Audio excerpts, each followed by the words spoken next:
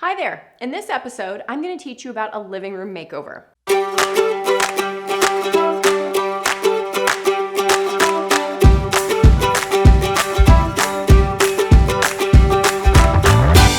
I'm Erinn, an award-winning interior designer and real estate developer based in Los Angeles.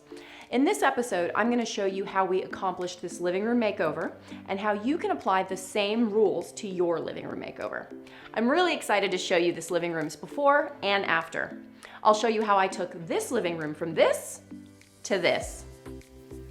Click the link in the description to download the floor plan and material palette so that you can follow along and take notes with the episode. This is going to help you understand the choices we made for this living room makeover and how you can apply those same decisions to your living room makeover. In larger homes, the formal living room often goes unused. So you'll want to think about how to maximize the function in this frequently underused room. On the other side, this room can end up functioning as a multi-purpose room, especially if it's open to the kitchen. So you're going to need to think about how to hide the living part of the living room if you're using it a lot. You're going to learn the delicate balance between the functionality and beauty of a living room makeover. In this house, the main living spaces, the kitchen, the dining room, the living room, are on the second floor. With this semi-open concept plan, the living room needed to be functional for a family of 4 and all the activities they had going on, but also elegant because it's the main artery of the house, so you see it from every room. If the room is pretty but doesn't function for you or your family, it isn't a successful design. If the room functions but it's an eyesore, well, that's not successful either. Okay, let's get started. For this living room, we wanted to have a really soft, neutral palette. Our inspiration image was very neutral tone on tone, and the whole goal for this space was to have an elegant but slightly beachy vibe. One of the main features that really stands out in this space is the staircase. This is a 3-story home, and this central staircase wraps from the first floor all the way up. And so we wanted to get rid of the very generic, ordinary banister that was here and really make a beautiful, dramatic statement. Part of what I like to do in homes as well is to add more finish material than just drywall. So you'll see we have this beautiful wood paneling that takes you from the entry on the first floor all the way up through the living room, and you get to see it and enjoy it in this beautiful double tall ceiling. So making sure that this moment in the living room was awesome was a really important one. We did a black steel railing and banister that folds all the way up, super cool, a little bit industrial chic, and then the rest of the space is very light and bright. I continued the wood paneling around the door to the master bedroom because otherwise it was very plain and boring before, and it didn't feel like it had a sense of formality heading into the master because it was right off the living room. So sometimes you need to build in a little bit of architecture and a little bit of distance between more private spaces and the more public space like this living room. The fireplace stayed in its existing location, but it had really funky storage originally on the left and just frankly didn't feel impressive. So we kept the same firebox and just popped out and framed around that, kind of furred out the wall, and then put a deeper, big stone mantle on it. Got rid of the prefab look that was here before. And I think that stone alone really brings a lot of texture and beauty into the living room. We hung the drapery nice and tall and did a beautiful black French rod that brings in the black of the staircase as well as all of our windows and doors. And I really like a high contrast look in a neutral space. It's what keeps it from looking very flat. To that end, when we chose the furniture piece, which is my Cohen console for my furniture line, to go along the staircase rail, I made sure to do a light finish so that it contrasted against the black steel behind it, and you get some drama with really neutral colors, but playing up the contrast is really key. We did do a blue rug in this space to bring a little of that kind of beachy, oceany vibe. We didn't want it to be all black and white, but chose a kind of a fun, weathered, really easy to live on, textured Moroccan flat weave. You'll notice in the pillows on the sofa a lot of texture, all very neutral, but every pillow is a little bit different. And when you're playing with a really light, simple palette, playing up texture is really key. We added wood to the ceiling. This soffit area already existed, but it was very flat, very boring, just drywall. So anytime you have the opportunity to dress up a small space like that, we just used wood flooring planks and simply had it installed on the ceiling. Made such a difference. It instantly gave the space a little personality and a finish that made it feel more special than just another drywall ceiling.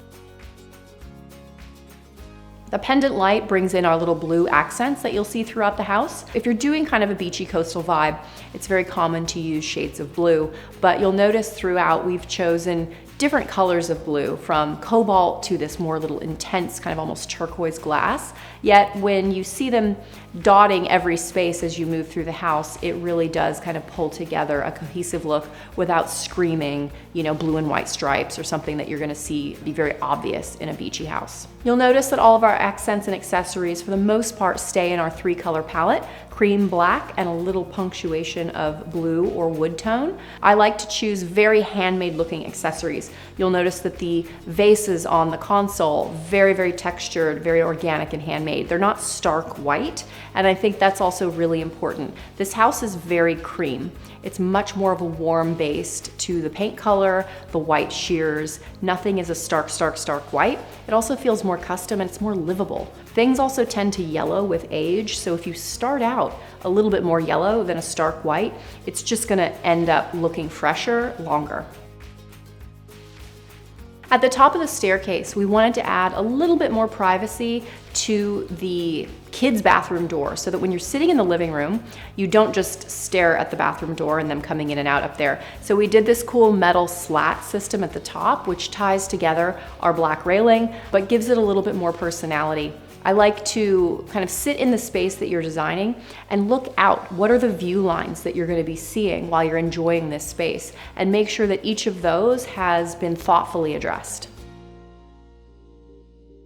One mistake I see a lot of homeowners make is putting horizontal pieces on vertical walls. So this fireplace is a perfect example. It's narrow and very tall. So when you go to choose a mirror or a piece of art, it needs to be narrow and very tall. Taking advantage of the height in the space and choosing a piece of art or a mirror or whatever it might be that matches the shape of the wall that you're putting it on is always going to have a better effect. You'll see over here on the other side of the living room, going to the powder room, we weren't able to do that. The homeowner had this beautiful painting that they really loved and they wanted it to go there, but I don't love the way it looks on the wall. It should have been a tall horizontal piece, and it would have made that space be so much more impactful. So if you could move a piece that you love that might not be the right shape for a wall to another smaller wall or somewhere that's more of a lower horizontal space, and get a new piece for a key area that fits the shape of the wall, your house is just gonna look a lot more pulled together.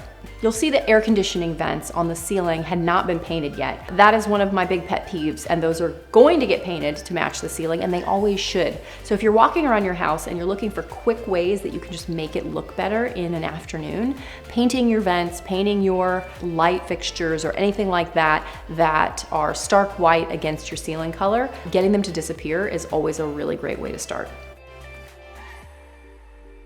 I like to mix vintage furniture in with all of the new pieces in a home as well. So you'll notice in almost every space we have a vintage table or a more handmade kind of ethnic piece mixed in with some of the sleeker pieces. That keeps the space from feeling kind of flat and all one tone. So mixing in textures and eras is a really great way to get a more interesting and layered effect for your living space. Another piece of this renovation is changing all the big 6-inch cans down to smaller 4-inch cans. So if you're going through a renovation process, definitely spend a little bit of extra money and have those cans put in so that they're smaller. It's such a better look. Honestly, anytime I can avoid can lights and do more indirect lighting in a space, that's even better. In kitchens and places where you need really functional lighting, that sometimes can be really hard. You might really need that can light over your workspace. But in an area where you can avoid it and you can do a cove light or indirect light or decorative fixtures, especially in a living room or an entry and dining area, it always has a much more soft glow. So if you're working with a designer or an architect and you see they have a sea of can lights, see if you can remove any of them. I think people tend to overly use can lights, and it never really looks that great. I mean, having a bunch of little spots of light in your ceiling is really not the beautiful goal that we're going for. And if you look at older homes or architecture from hundreds of years ago in Paris that still looks amazing, they didn't have any of that lighting. And the glow at night and the ambiance is so much better than feeling like you're in like an airplane runway. Take a really good look at your lighting And if you're renovating any part, it's easier to just pull out those 6-inch cans and have all new cans put in and use them as sparingly as possible. Thanks for watching this episode. If you enjoyed it, please like the video below and subscribe to my channel. And don't forget to click the bell to be notified when a new episode comes out, as well as leave us a comment or question. You can check out some of my other episodes and tutorials here to learn about how to build and design a wonderful home. If you want to check out my complete kitchen design, bathroom design, and interior renovation courses, visit my website, erinnvdesign.com. Also, don't forget to follow me on Instagram at erinnvstyle.